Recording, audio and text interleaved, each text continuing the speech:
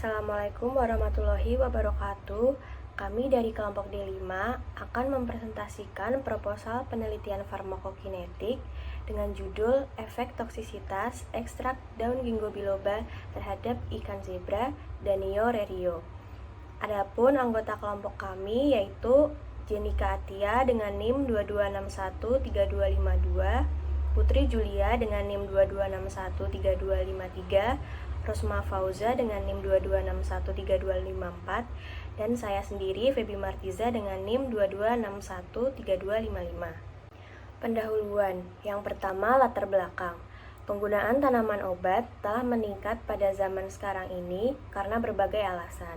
Salah satunya adalah bahwa kepercayaan masyarakat terhadap penggunaan obat sintetis telah menurun, serta efek samping dan interaksi yang ditimbulkan oleh penggunaan obat sintetis.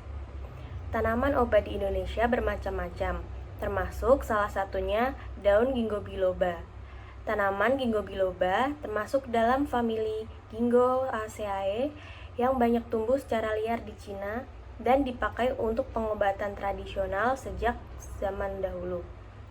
Di dalam ekstrak ginkgo biloba terdapat antioksidan, antivirus, antiinflamasi, dan juga anti-karsinogenik yang dikutip dari Sarifudin dan Anissa tahun 2020. Uji toksisitas harus dilakukan untuk mengetahui aktivitas farmakologi dan tingkat keamanan senyawa toksik dalam tanaman jika penggunaan tanaman tradisional sebagai obat meningkat. Pengujian toksisitas akut dilakukan dengan mengukur tingkat toksisitas suatu senyawa dalam waktu 24 jam. Nilai konsentrasi kematian 50 atau LC50 dari suatu bahan menunjukkan bahwa bahan tersebut toksik atau tidak. Uji pendahuluan diperlukan sebelum pengujian toksisitas untuk menentukan batas kisaran kritis atau kisaran kritis yang menentukan konsentrasi dalam uji toksisitas. Yang selanjutnya adalah rumusan masalah. Untuk rumusan masalah yang pertama adalah apa saja efek toksisitas yang ditimbulkan oleh ekstrak daun ginkgo biloba terhadap ikan zebra atau Danio rerio. Yang kedua, berapa nilai LC50 dari ekstrak daun ginkgo biloba yang dapat menyebabkan kematian pada ikan zebra. Yang ketiga, bagaimana mekanisme toksisitas ekstrak daun ginkgo biloba pada ikan zebra. Yang selanjutnya adalah tujuan penelitian. Tujuan penelitian yang pertama adalah untuk mengetahui efek toksisitas yang ditimbulkan oleh ekstrak daun ginkgo biloba terhadap ikan zebra atau Danio rerio.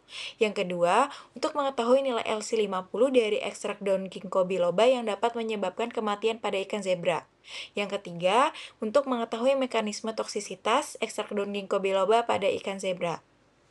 Kemudian, manfaat penelitian. Manfaat penelitian ada 3, yaitu bagi periset, bagi masyarakat, dan bagi ilmu pengetahuan. Yang pertama, bagi periset. Periset dapat mengidentifikasi senyawa-senyawa yang berpotensi berbahaya dalam ekstrak daun ginkgo biloba dengan melakukan pengujian toksisitas. Ini dapat memberikan informasi penting tentang pengembangan obat dan keamanan bahan herbal. Yang kedua, bagi masyarakat. Hasil penelitian yang mempertimbangkan efek toksik ginkgo biloba dapat membantu masyarakat membuat keputusan tentang penggunaan produk berbasis ginkgo biloba.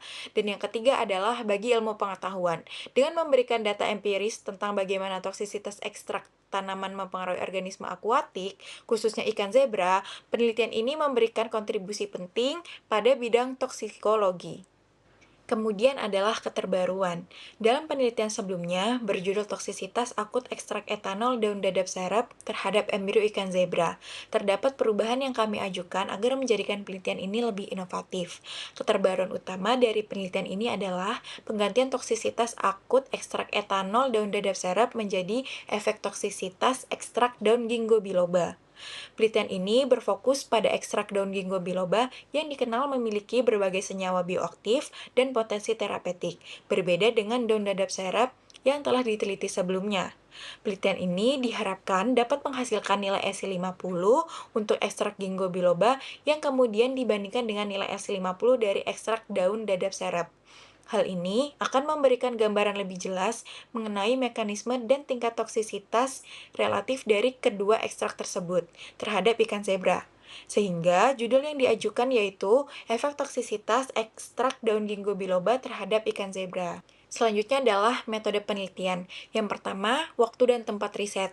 Penelitian efek toksisitas ekstrak daun ginkgo biloba terhadap ikan zebra dilakukan pada tanggal 24 Desember 2024 di Laboratorium Terpadu Fakultas Matematika dan Ilmu Pengetahuan Alam Universitas Islam Indonesia.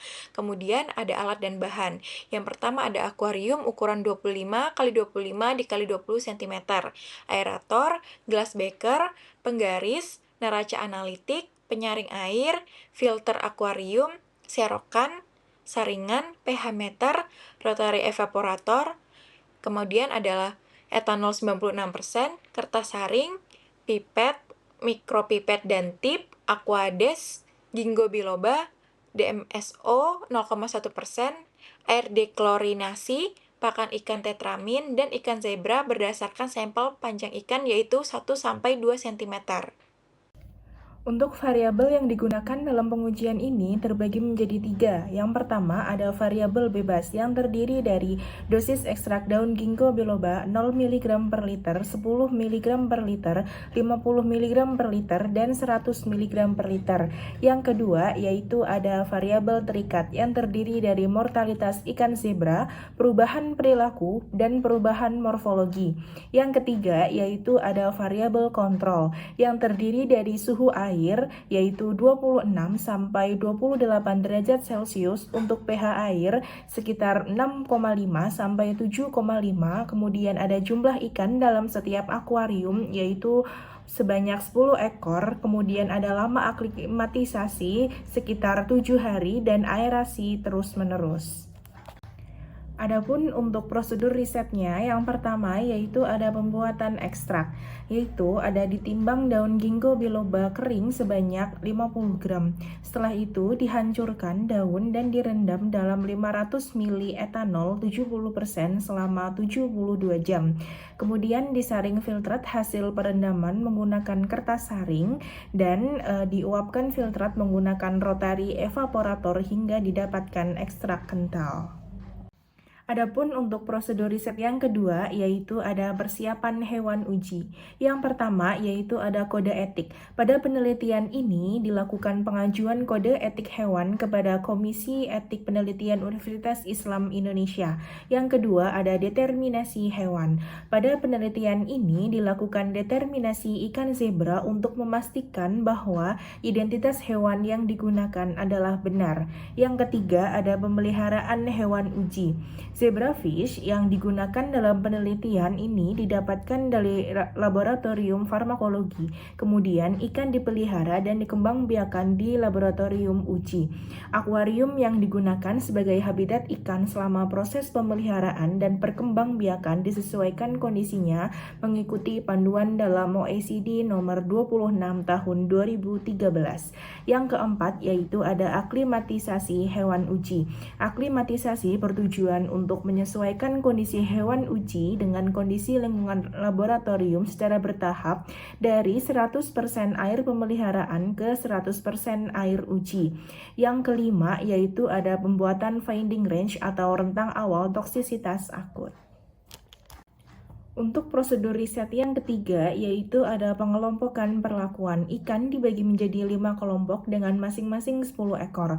Kelompok pertama yaitu ada kontrol negatif yang diberikan air deklorinisasi tanpa ekstrak. Kemudian kelompok yang kedua ada kontrol positif diberikan DMSO 0,1%.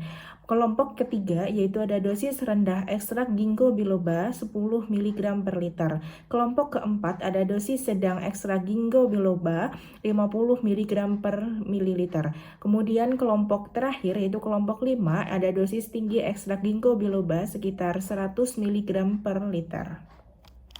Yang keempat, pengujian toksisitas akut pada ikan zebra. Yang pertama, pengujian toksisitas akut dilakukan selama 96 jam atau 4 hari dengan mortalitas biota uji sebanyak 50%. Dilakukan analisis suhu, pH, dan dosis obat setiap hari tiap reaktor. Yang kedua, konsentrasi yang digunakan pada tahap ini berasal dari kisaran tahap range finding test. Yang ketiga, penelitian yang dilakukan oleh Lee et al. 2022 juga melakukan proses ini selama 96 jam dan menghitung kematian hewan uji tiap jam 24, 48, 72, dan 96 jam. Yang keempat, ikan yang mati harus segera disingkirkan agar tidak mempengaruhi pengujian. Dan langkah yang kelima, analisis dampak dari toksisitas, yaitu diambil dari persen kematian hewan uji. Selanjutnya, analisis hasil. Yang pertama, penentuan nilai LC50 menggunakan software SPSS dengan analisis probit. Yang kedua, jika semua ikan hidup pada dosis tertentu, lanjutkan ke dosis yang lebih tinggi, yaitu dengan dosis maksimal 2000 mg per liter.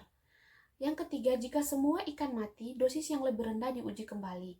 Dan yang untuk keempat, grafik hubungan dosis respon dibuat untuk memvisualisasikan data mortalitas.